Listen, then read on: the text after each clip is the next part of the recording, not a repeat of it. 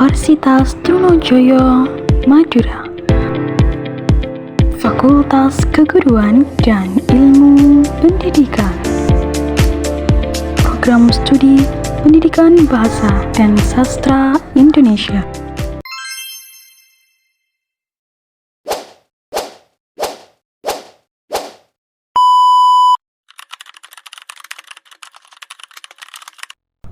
Halo semuanya, perkenalkan saya Ilna Lutfiana dengan NIM akhir 109 kelas 2D.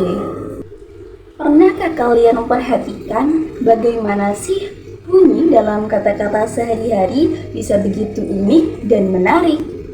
Nah, hari ini saya ingin menceritakan tentang dua hal penting dalam fonologi bahasa Indonesia, yaitu diftong dan klaster.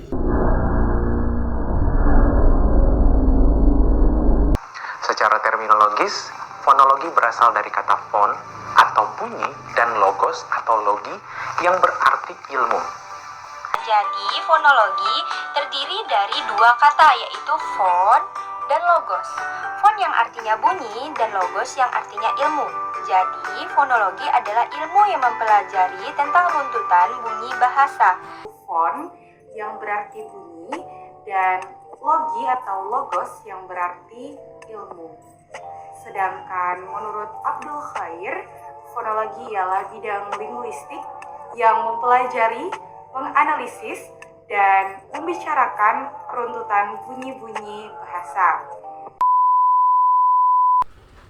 Yang pertama, mari kita bahas tentang diftong. Diftong adalah gabungan dua vokal yang diucapkan dalam satu tarikan nafas sebagai satu bunyi tunggal. Misalnya, dalam kata pantai, bunyi AI itu bukan dua buah vokal terpisah, tapi menyatu menjadi satu bunyi yang khas. Lidah kita bergerak dari posisi vokal pertama ke vokal kedua dengan lancar seperti seluncuran. Contoh lain yaitu dari kata harimau dengan diftong AU. Sedangkan klaster adalah gabungan dua konsonan yang diucapkan bersama dalam satu suku kata. Misalnya dalam kata praktik, kita mendengar klaster PR di awal kata, atau dalam kata klasik dengan klaster KL.